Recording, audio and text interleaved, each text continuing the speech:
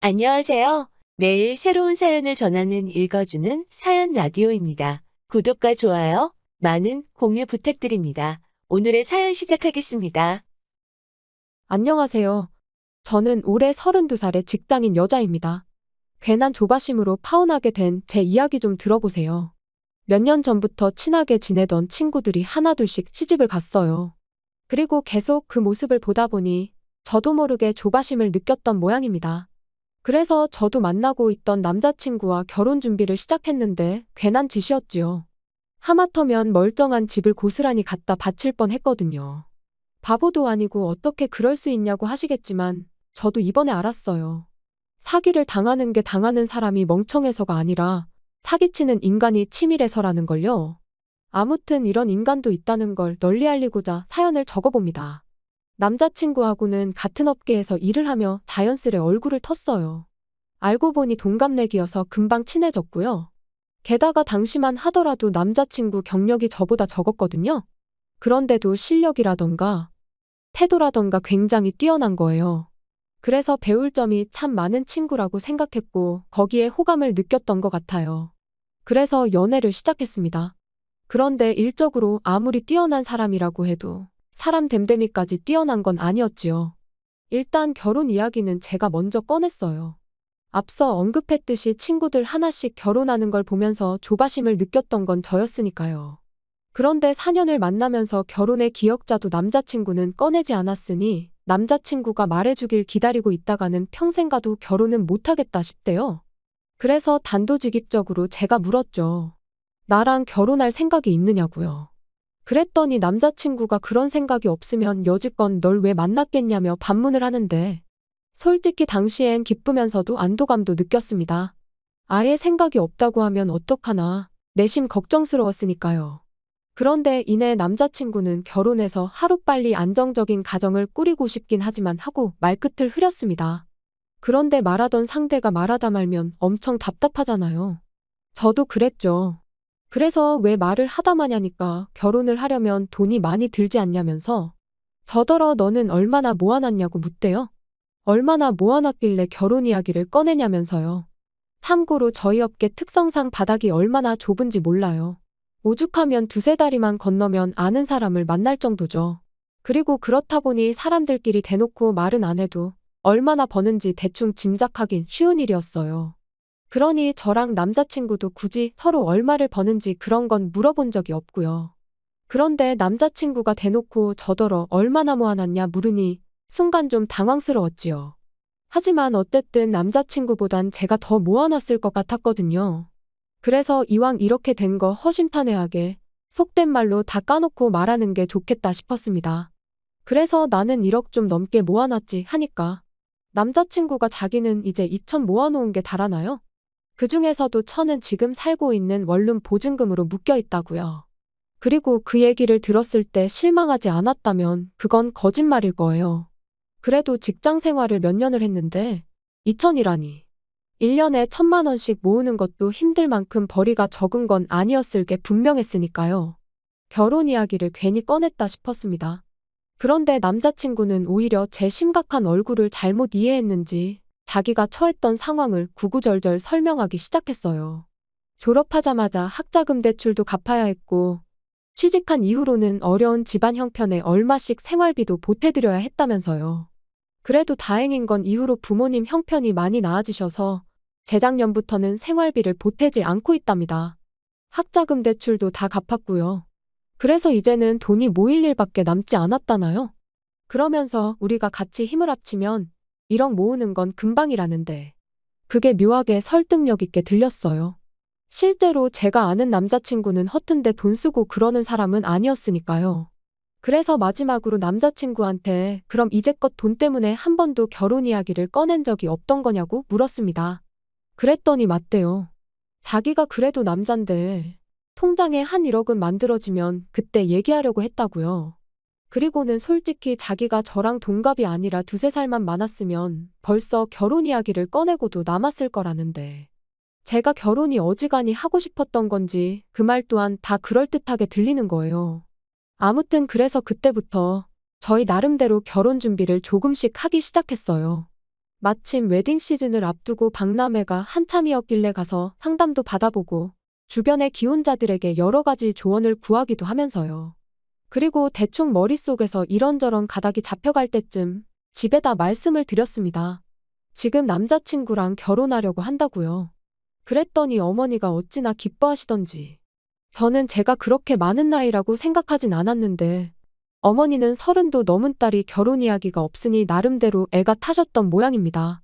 그리고 얼마 후 정식으로 남자친구를 저희 집에 데려갔어요. 저희 부모님과 남자친구가 처음 만나는 자리였지요. 남자친구가 원래도 싹싹한 성격이다 보니 저희 부모님께선 무척 마음에 들어 하시는 눈치셨습니다. 그리고 그래서인지 어머니께서 난데없이 신혼집 걱정은 하지 말라고 그러시는 거예요. 일단 결혼만 하면 신혼집은 어머니가 구해주신다면서요. 그리고 그 말 뜻은 저희 부모님이 얼마나 대단한 부자라 아파트 한 채 턱하니 사주겠다 뭐 그런 게 아니었고요. 동네에 빌라를 하나 얻어줄 테니 거기서 살면서 돈을 모으라고. 그리고 어느 정도 돈이 모아지면 빌라를 팔아서 그 돈까지 더해 아파트를 구하라는 뭐 그런 의미셨지요. 물론 처음부터 아파트에서 신혼살림을 시작할 수 있다면 좋겠지만 그럼 대출이자가 장난이 아닐 텐데 저희 벌이를 생각하면 그건 좀 무리다 싶었습니다. 그래서 어머니 말씀대로 하기로 했어요. 그리고 남자친구의 우리가 힘을 합치면 1억은 금방 모은다는 그 말을 100% 믿은 건 아니었지만 그 정도 각오가 있다면 어쨌든 큰 돈은 모을 수 있을 거란 자신감이 있기도 했으니까요. 정말이지 아파트로 가기까지 오래 걸리진 않을 거라 생각했습니다. 그리고 그렇게 그때부턴 정말 본격적으로 결혼 준비를 시작했지요. 그런데 어째서인지 남자친구 어머님과 뭔가 쿵짝이 잘 안 맞는다는 기분이 들대요. 그간에 남자친구가 집에다 한 효도야 자기가 원해서 한 거라 치더라도 어떻게 보면 희생을 한 거고. 게다가 일방적이긴 했어도 저희 어머니께서 집 문제도 해결해 주신다고 했는데 그 부분에 대해서는 이런 방구도 없으셨던 데다가 1,000원 한 장 보태주실 생각도 없으신 눈치셨거든요. 그리고 무엇보다도 예단 이야기부터 꺼내셨으니 솔직히 기분이 많이 상했죠. 하지만 그때까지도 남자친구가 어머님께 무슨 말씀을 하시는 거냐? 이미 여자친구가 해오는 게 얼마나 많은데 예단까지 바라시냐 해가며 제 편을 들어줬어요. 그리고는 자기 파혼당하는 꼴이라도 보고 싶으신 거냐며 화를 내기도 했고요. 그래서 어머님과 삐그덕거리는 느낌이 들었어도 크게 걱정은 안 했습니다. 남자친구가 중간 역할을 지금도 잘해주고 있고 앞으로도 잘해줄 거라고 믿어 의심치 않았으니까요. 그렇게 제가 집을 해가고 예단은 생략하고 남자친구가 혼수를 해오기로 했어요. 저희 어머니께서 빌라 계약을 서둘러서 하신 탓에 이미 집이 비어있던지라 남자친구가 틈틈이 가전제품이나 그릇 같은 걸 사다 채워놓기로 했죠. 그리고 그런 것들을 구매하는 과정에서 다시 한번 남자친구의 경제 개념을 엿볼 수 있었습니다. 뭐 하나 섣불리 사는 일 없이 꼼꼼히 가격 비교도 하고 후기도 확인하는 모습이 남잔데도 참 야무져 보였고요. 하지만 그 모든 게 결국 제 눈을 멀게 하려던 남자친구의 개수작이었다는 걸 알게 되었어요. 남자친구의 자취방 계약 기간이 끝나가고 있던 무렵 결혼식까지는 3달 정도 남은 상황이었습니다. 그런데 남자친구가 저한테 빌라에 먼저 들어가 지내면 안 되겠냐 물어보대요.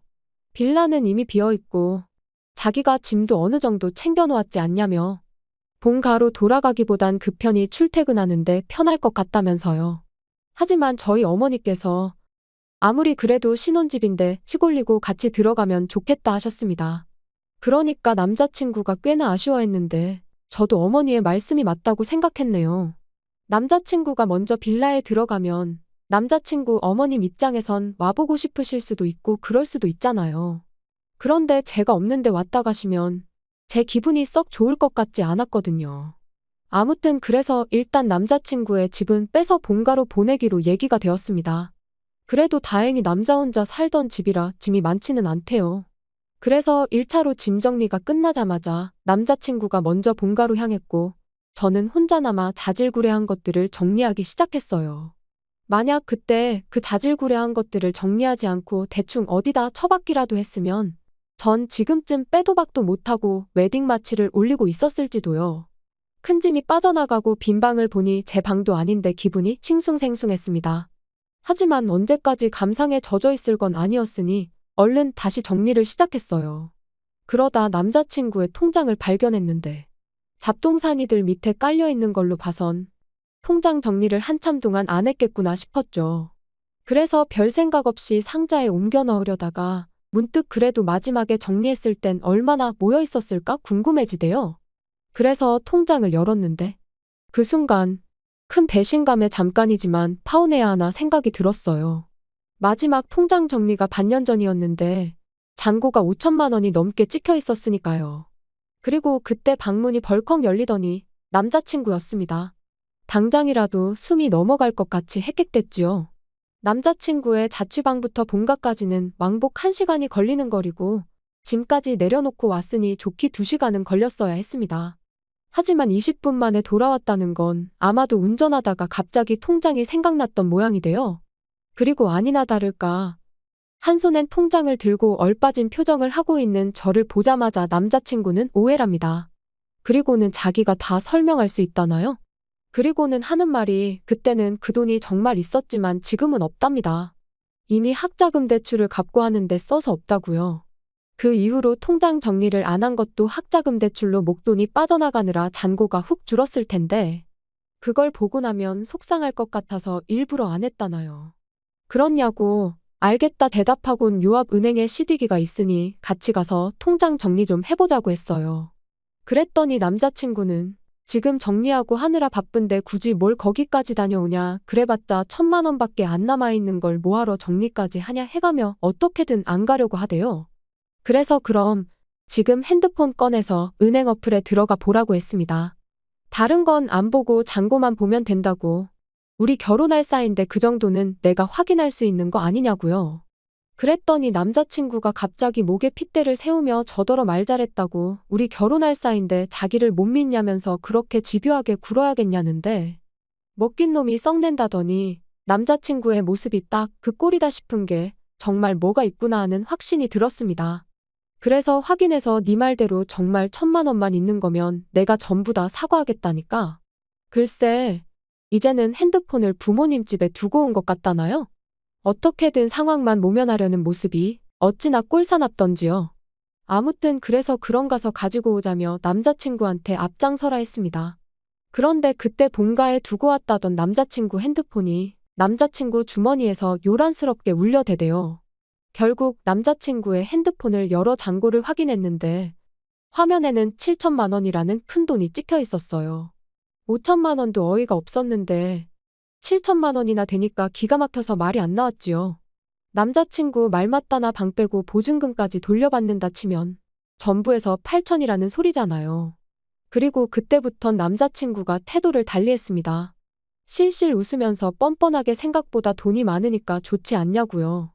하지만 만약 제가 그 통장을 발견하지 못했다면 이 돈의 존재는 알지 못했을 거고 그럼 남자친구는 처음 말한 대로 2천만 원만 들고 저에게 장가를 왔을 거라 생각하니 솔직히 괘씸하단 생각밖엔 안 들었지요.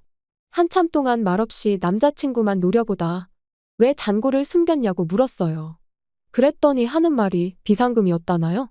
그리고 이때도 처음엔 그럴듯하게 포장을 하대요. 집에 무슨 일이라도 생기면 그때 저한테 주려고 했다면서요. 하지만 아무리 그렇다고 하더라도 결혼이라는 큰일을 앞두고 결혼할 여자가 1억을 모았다는데 자기도 8천이나 있으면서 거기서 6천을 누락시키는 건 말이 안 되잖아요. 그래서 제가 거짓말하지 말라고 하니까 자기도 뭐 때문에 짜증이 났는지 갑자기 언성을 높이며 말하길 요즘 여자들은 시댁에 1,000원짜리 한 장 주는 것도 아까워한다더라. 너도 우리 엄마가 예단 얘기하니까 기분 나쁜 티를 팍팍 내지 않았냐. 그래서 나도 말 안 했다. 나중에 우리 부모님한테 뭐 돈 들어갈 일 생기면 너한테 아쉬운 소리 하기 싫었다. 그러니까 한마디로 자기 돈은 꼭 쥐고 있다가 자기 부모님한테 드릴 생각이었던 거죠. 그래서 됐다고 더는 할 말 없다 했어요. 그러니까 알겠다면서 일단 집에 가서 쉬라는데 말귀를 못 알아들었구나 싶어서 헤어지잔 소리라고 했더니 눈이 휘둥그레해져서는 이게 헤어질 일이냐입니다. 어쨌든 제가 이제 돈은 다 알게 되었으니 그냥 결혼 자금으로 쓰자면서요. 그래서 돈이 문제가 아니라 너의 그 썩어빠진 사고방식이 문제라고 했어요. 그리고 시작부터 이렇게 신뢰가 박살이 났는데 결혼이 가당키나 하냐고요. 그리고 그렇게 집을 나왔습니다. 이삿짐이 많지 않다고 해서 제 차를 빌려줬는데 차 안에 남자친구가 싣고 갔던 짐이 그대로 있길래 알아서 가져가라고 그냥 주차장 바닥에 대충 던져버리고 돌아왔어요. 슬프기보단 분해서 울었는데 어쨌든 딸이 눈이 팅팅 부어서 집에 들어오니 부모님이 무슨 일이냐, 남자친구랑 싸웠냐. 결혼 전엔 원래 많이들 싸운다 그러시대요. 그래서 자초지종을 말씀드리니 부모님도 저만큼이나 황당해 하시며 뭐 그런 야가 빠진 놈이 있냐며 크게 노여워하셨지요. 문제는 집이었습니다. 저희 결혼이 깨질 거란 건 그 누구도 상상하지 못했던 일이었기에 이미 집은 제 명의로 되어 있었으니까요. 그래서 고민 끝에 어차피 언젠간 하려던 독립이었으니 제가 가서 살기로 했습니다. 그리고 그날부로 결혼 준비하면서 예약했던 것들도 다 취소했어요.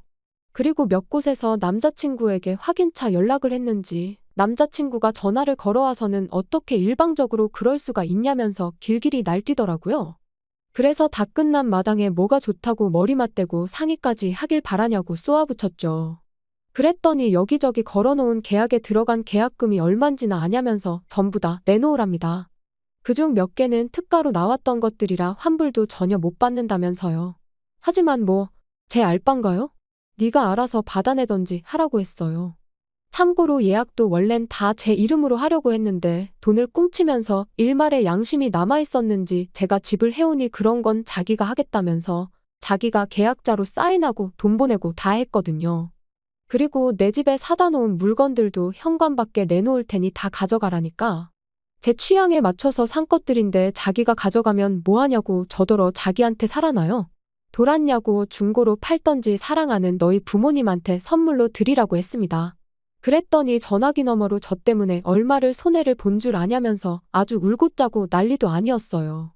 그래서 저도 그 돈 몇 푼이 문제냐고 하마터면 나는 사기꾼한테 집 갖다 바치고 평생 같이 살 뻔했다고 소리를 질렀죠. 그 뒤로 몇 번이나 남자친구한테 전화가 왔지만 전부 다 무시했어요. 그렇게 한 일주일을 내리 전부 씹었더니 급기야는 집으로 찾아오대요. 그래서 결국 저희 아버지가 야구방망이를 들고 저 대신 나가셨습니다. 그랬더니 남자친구가 쫄았는지 더는 연락하지 않네요. 이쪽 업계가 바닥이 좁다 보니 원하지 않아도 금방 저희가 파혼한 게 소문이 날 겁니다. 그게 조금 걱정이긴 해요. 남자친구가 워낙 사회생활을 잘하니 어떤 프레임을 저한테 씌울지 두려운 거죠. 그래서 제가 먼저 적극적으로 파혼한 걸 이야기하고 다녀야 하나 싶기도 하고. 아무튼 남자친구가 마지막으로 저한테 한 말이 너 때문에 쫄딱 망했다는 소리였는데 남자친구 소식을 다시 듣게 되는 날이 온다면 진짜로 쫄딱 망했다는 소식이었으면 좋겠네요. 긴 이야기 들어주셔서 감사합니다. 오늘의 사연은 여기까지입니다. 구독과 좋아요, 알람 설정해주시면 앞으로 더 좋은 사연으로 찾아오겠습니다. 감사합니다.